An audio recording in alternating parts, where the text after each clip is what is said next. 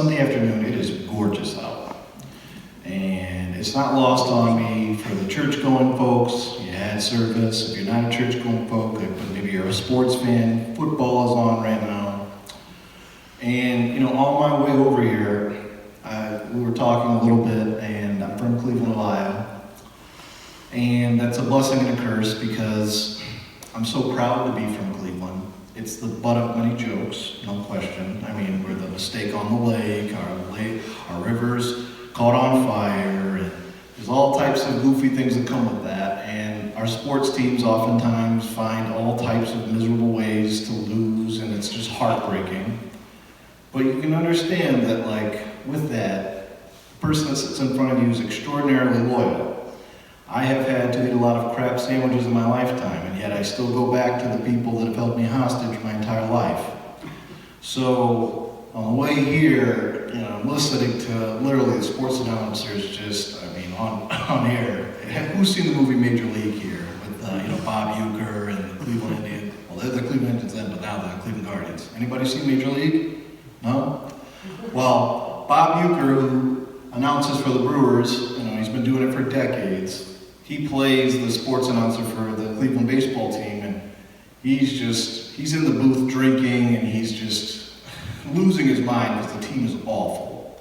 And I feel like right now, listening to these guys in the booth, it feels like they're just having a hard time commentating right now. And I'm like, you know, it reminds me that the dumpster fire of politics, while it sometimes feels like it can be like these games that we're listening to or watching, we're doing something here in Wisconsin that is really special. And with the Wisconsin Democracy Campaign, and when we're going down memory lane here for a minute as far as just the time that I've been with it, it will be about a year and 2 months since I've taken the helm. Matt Rothschild was the guy that was there before me. Who knows Matt in this room? All right, that's cool. Matt was the executive director for about 8 years. Prior to that, Mike McCabe ran it for, it was like 12, and he did it for a long time. Who remembers Mike McCabe? All right. And before Mike, Gail Shea created the whole thing, and she was just, I met her, talk about one of the just smartest cookies out there, thinking about money and politics stuff. And so I happen to be the 4th executive director that gets to take the reins. And it's interesting because out of all of them, there's a huge age gap. I'm 32 years old. I just so happen to be black and Puerto Rican. They're all white. And I love white people, don't get me wrong. But there's a clear difference. And in that time, the organization has continued to champion money in politics, but if you've looked and have paid attention, we have radically shifted as far as just how out there grassroots-wise we are. And at least during this tenure, during like the Fair Maps fight of it, and I'm just taking you down memory lane for a second so that we can then talk about the now. I just remember when I first got the job as a 31-year-old man and being like, okay, this is a very exciting opportunity. An organization that has like 29 years of existence. Anything that can live for 3 decades, it doesn't just do that without people believing in it, without, it doing good work. Like, we watch organizations all the time come and go, right? But I remember somebody coming up to me and being like, oh, this is a great time. It's going to be super quiet. You're never gonna you're gonna be able to really think about all these big, broad goals and North Stars and dreams and things, and you'll just be able to hit the ground running. But the funny thing that they didn't really prepare me for is that, we had a Supreme Court election earlier that year, and that ended up being something that I think a lot of people showed how pissed off they were about this thing called gerrymandering, and they showed it in a variety of different ways. You look at, 1, how many people showed up for that election. 2, beyond gerrymandering, you watched a candidate go out there and talk about issues in a way that you never did before. And then, I promise there's a fly in front of me. And you watch record money being spent, raised and spent in that race. And it ended up people saw how important it was. I mean, it shifted the balance of the court at that point in time. But then, so Justice Protasiewicz gets sworn in on August 1st. August 2nd, Law Forward, a nonprofit, nonpartisan organization filled with lawyers that works on voting rights orgs, files their case challenging the state maps, right? And little old me coming into the organization, we have been in the fight for maps for years, right?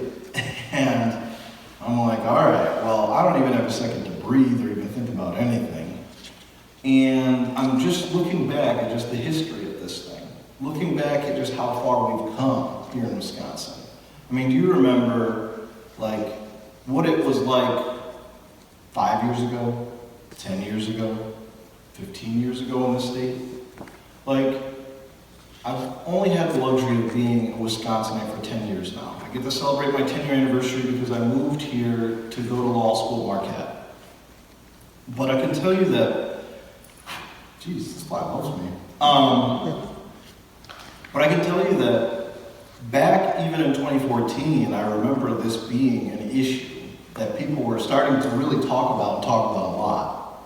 And I remember reading an article, and somebody was comparing Wisconsin's maps to the Democratic Republic of Congo.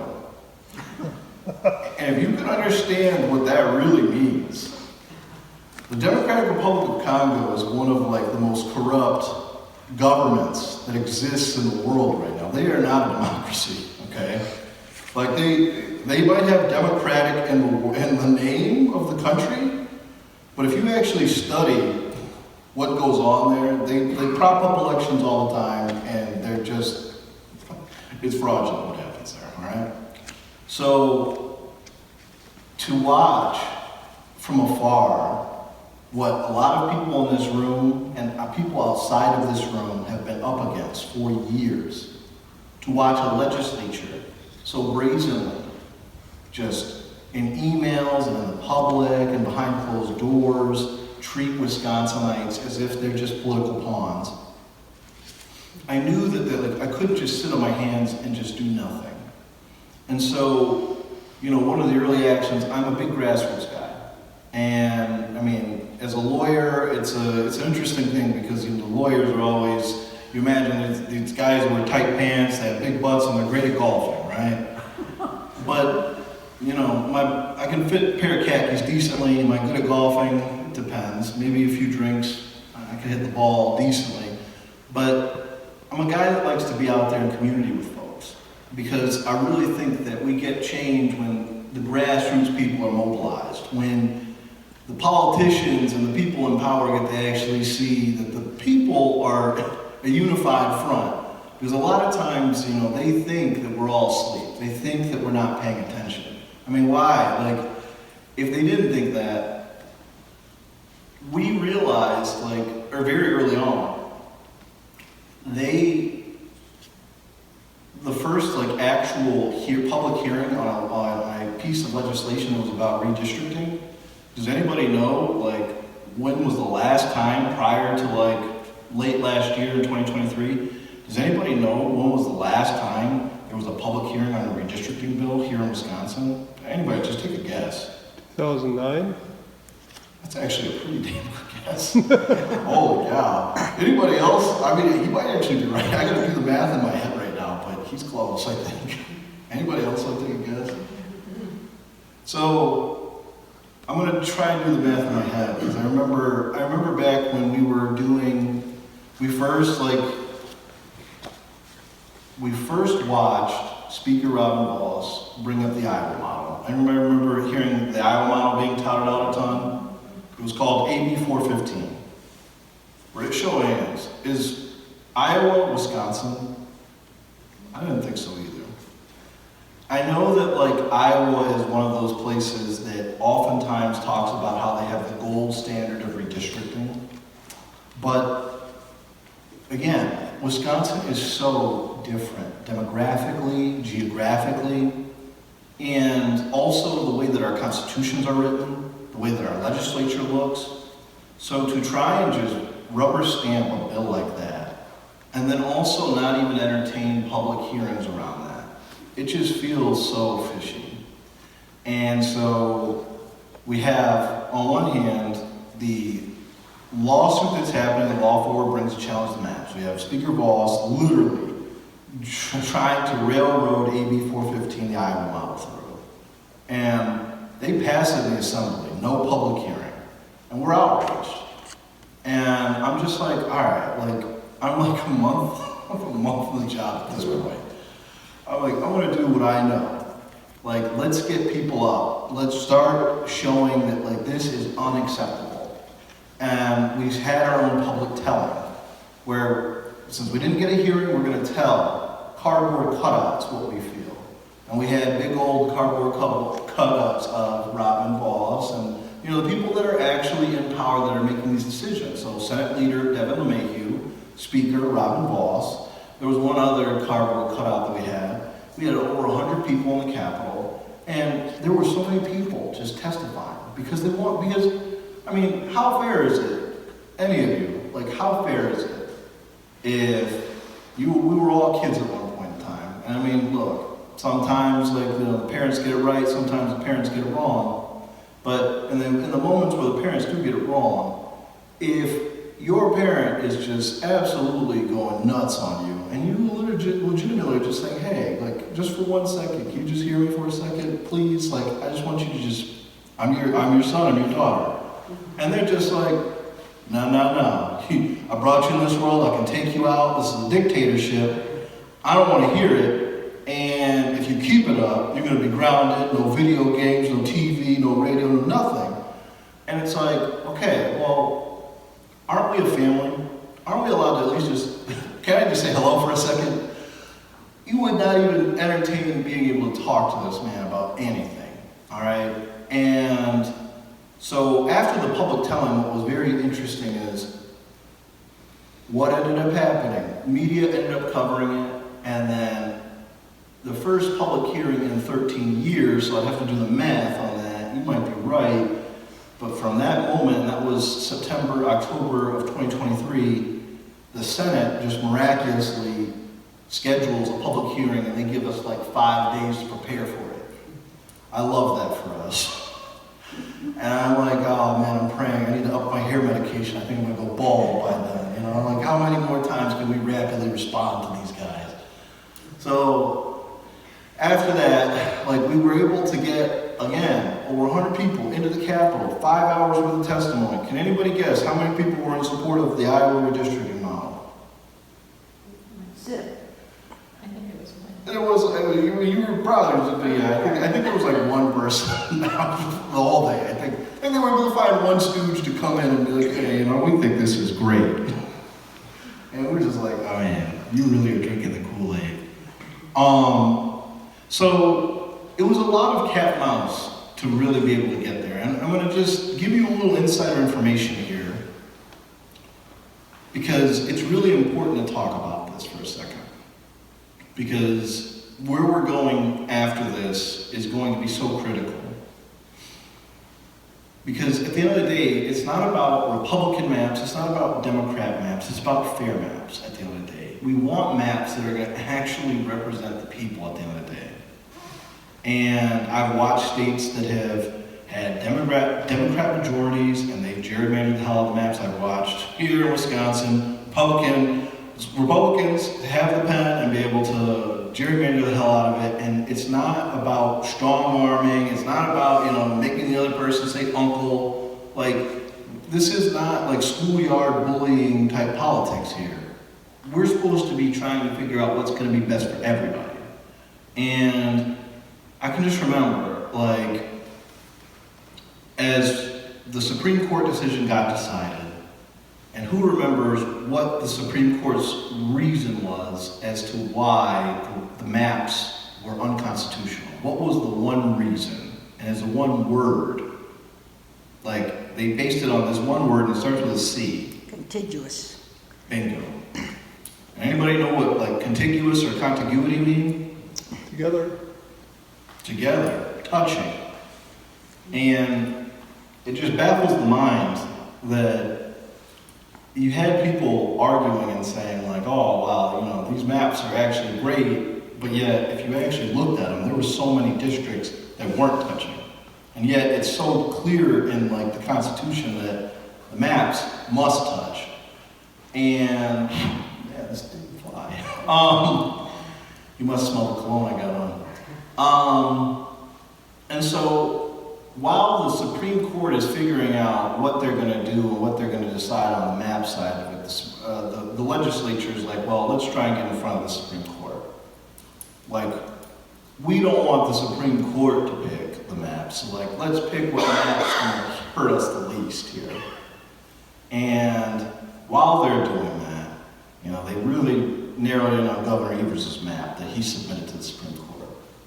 And when they did that, they were like, all right, like they had many iterations of this bill that they were going to submit to their caucus to try and get passed. And because of the gerrymandered legislature that they had the numbers to be able to pass any bills they wanted. They didn't need really any Democrats to input anything. And at first, like they were trying their hardest to be able to tinker it in a way where they could protect all their incumbents.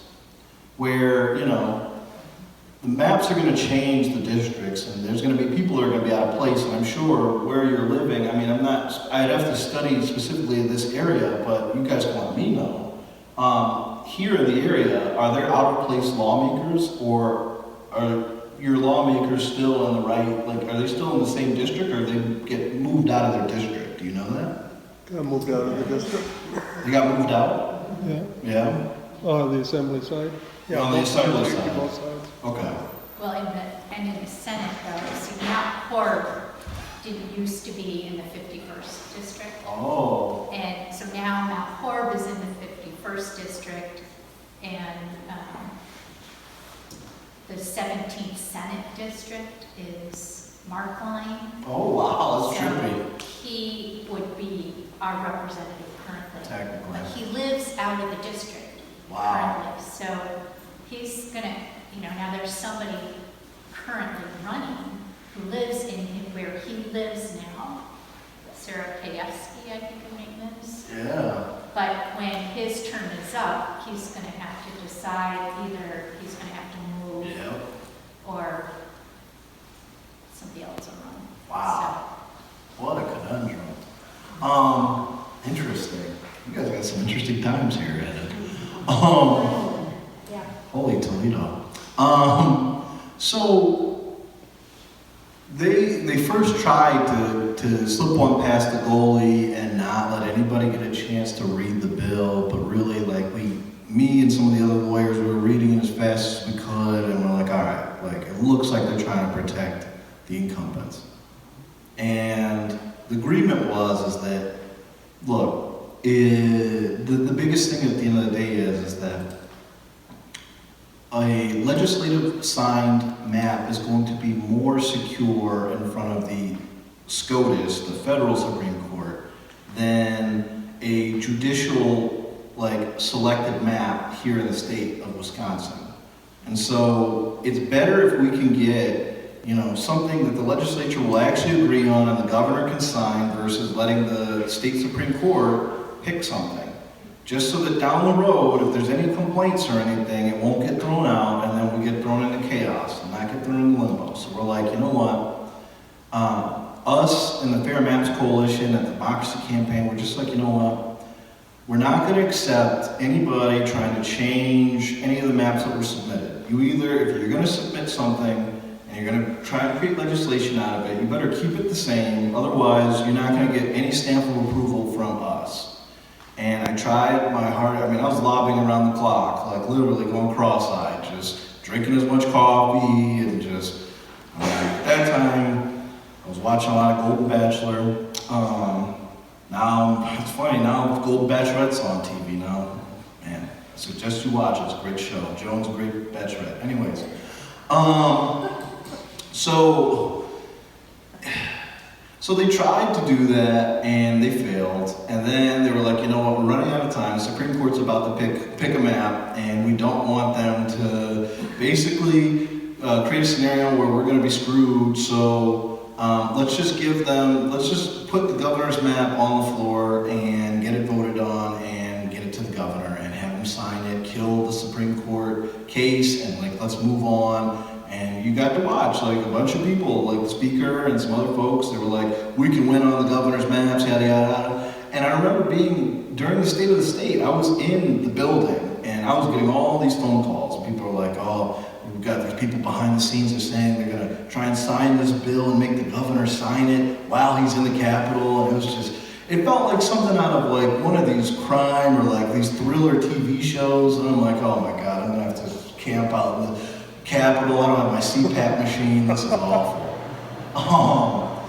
So the big thing is that there were a lot of people that weren't ready to sign that bill. And I can understand why. For years, we watched a party hold people hostage and basically say, it's my way or the highway, no matter what. And that's no way to try and play politics or be like, have any kind of relationship with anybody in this world. A relationship's gotta be a give and a take. And it can't just be you taking always. And I tried my hardest to convey that to everybody that I spoke to during those times. And as we're looking to the future, I tell you that whole anecdote because it's about to be, we're 2024 right now. So 5 years from now, we're gonna have a new census. We're gonna have a new opportunity to do maps again. And if we do not get in front of it, if we do not force the legislature into creating a process that is better than the current one that we have right now, we are going to get back into the exact same car that we've been driving for years, which is allowing the legislature to do the same kind of fly-by-the-seat shenanigans that has caused the same problems that we have been dealing with.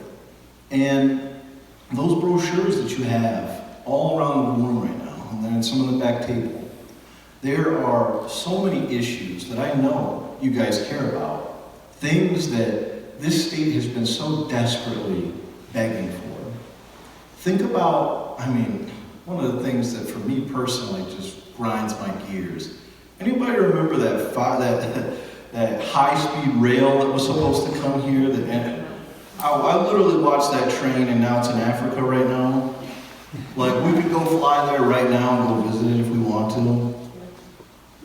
I think about that. I think about not even expanding badger care. I think about the PFAS. I think about pick your issue, guys. Is there something that really grinds your gears that you think that, like, this guy caught the fly? I don't know. Is there a red button issue that you feel like either we had a law that could have happened that never did, or maybe an issue that isn't getting addressed here in the state? I'm curious, out of just the group. We turned down federal money not only for Medicaid but also for internet expansion, and then our legislature comes in running on, we got to do all this build. You turned down money for that. The students in western Wisconsin were most at risk and communities for not having that technology.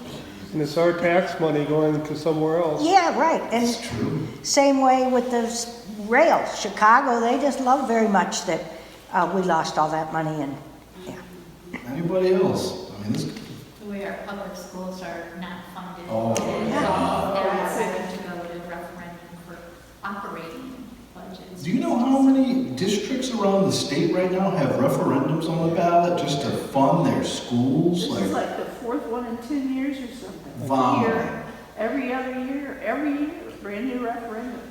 These poor, kids, the future. We can't even fund our schools. And these districts are begging for money. And then I get to listen to these yahoos at the Capitol, and they just, oh, when the Saints, and they're like, we have $2 million, we have it in, it's a surplus. And I'm like, guys, do you guys care at all about the state? You obviously don't. And because you've created chaos. And then, you want us to believe that you have it under control. You want us to believe with like the shared revenue deal that got passed, and it's awful. We don't have advisory referendums anymore in the state because of shared revenue. They snuck that in there. Talk about a bad bill. I mean, I worked in the Mayor Barrett's administration for 4 years. I got to watch literally us going to almost a debt crisis because of Madison, the state legislature, freezing out local governments from not getting their fair share of tax money to be able to just fund basic things.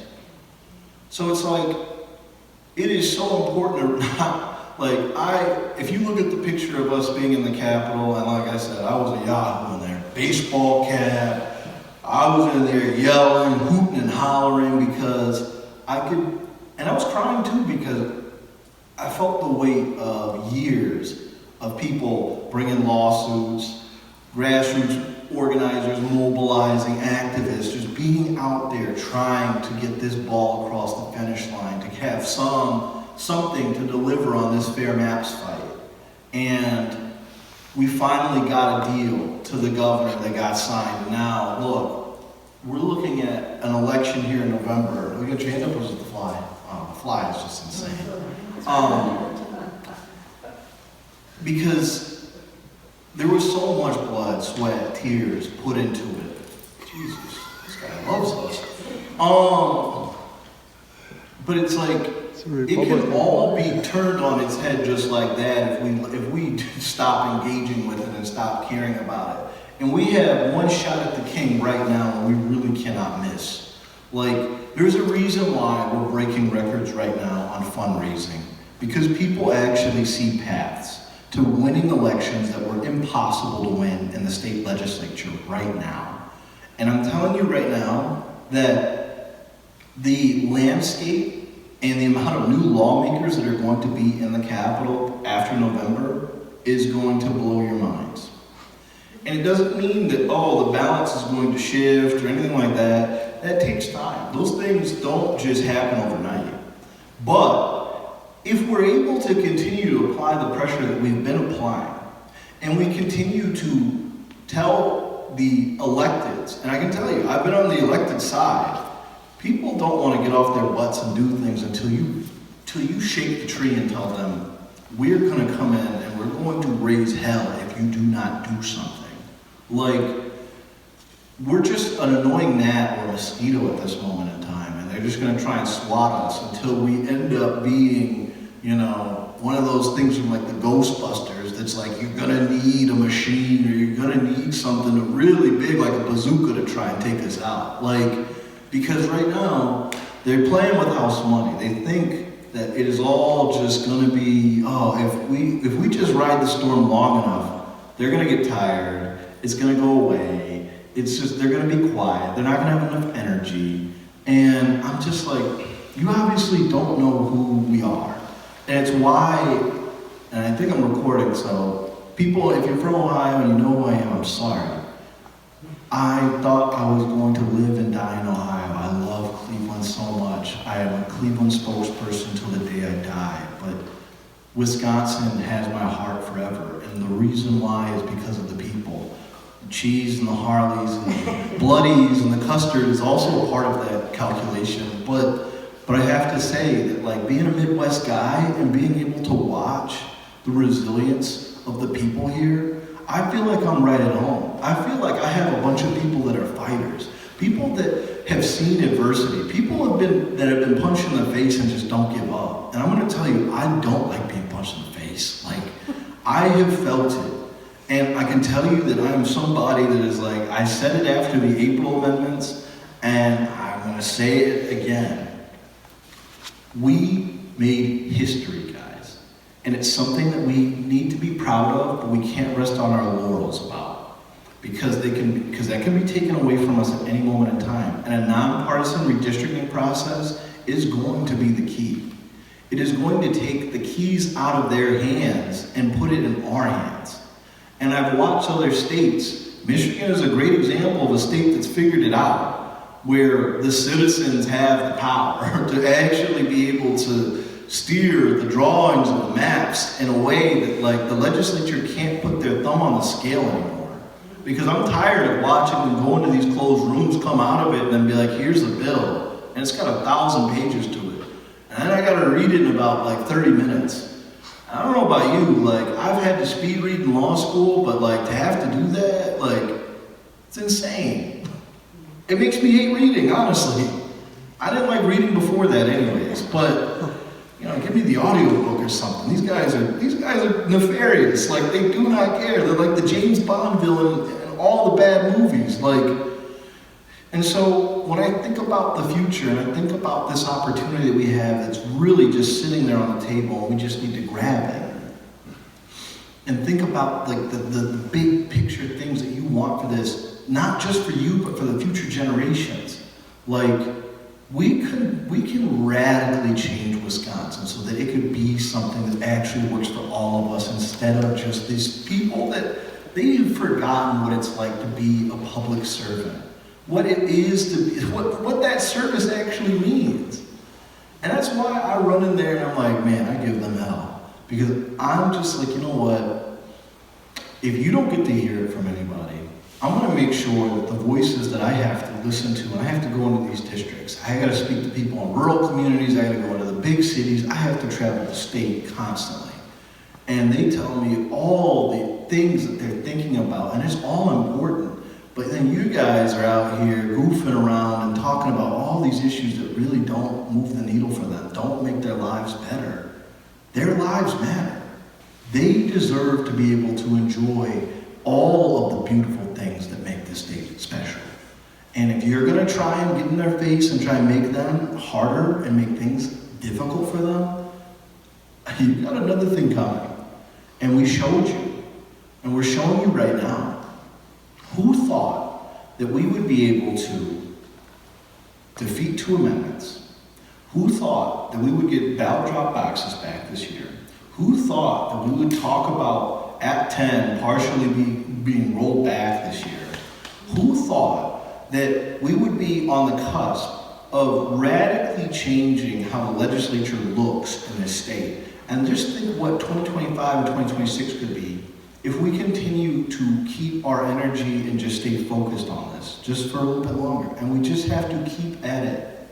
And so with the nonpartisan redistricting process, like my big goal, and I'm working at it tirelessly, like I want this new legislature to come in, but it's so important that we get people to vote, and it can't just be about the president.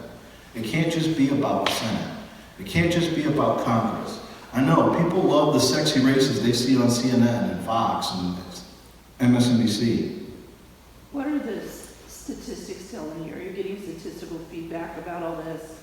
Percentages and areas of the state? Are there problem areas?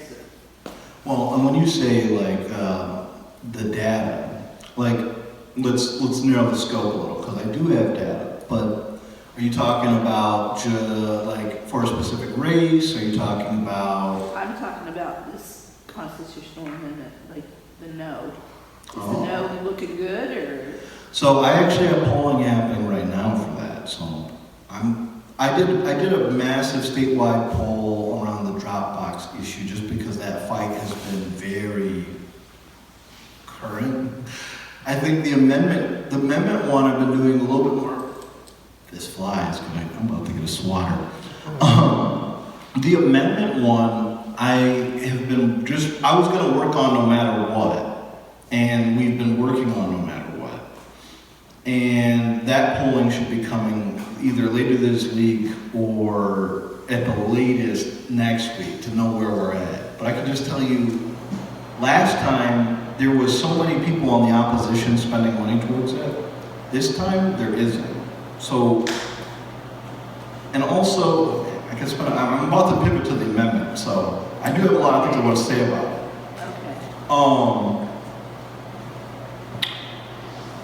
The last thing I'll say about the maps, and yeah, we should jump to the amendment now. I'm looking at the clock. Really, like, for the people that, whether it's your first time really thinking about maps or you've been in this fight for years, I just want you to know that, like, from everybody, like from my camp, from the Democracy Campaign, from the Fair Maps Coalition, we owe you a huge debt of gratitude. We are not able to get these victories without you. And as much fun as it is for me with my dangly earrings and my rings to jump on top of tables and do a best Dead Poet Society impression and just yell and, you know, oh, Captain, my Captain, and rally the troops and stuff, it don't mean nothing if you guys are not in the boat with me, ready to rock. And so I have to just say, I appreciate you more than words can ever express, because we have been able to move mountains here. There's a reason why states like Ohio and other states are coming to us and asking, how are you able to do it? How are you able to, in a state like Wisconsin, where it feels like dreams sometimes come to die? Somebody said that to me, honestly. You were able to make a miracle happen. And I'm just like, it is the people. The people continue to apply the pressure. They went out, they voted. They made sure to let the folks know, neighbors, friends, they did not take their eye off the ball. And that's why in November it's so important to say, hey, even for these state legislative races, it is so important you make sure you find out who these candidates are and you vote for them. We have to make sure we have high voter turnout. We need to make sure people are voting. But on this amendment,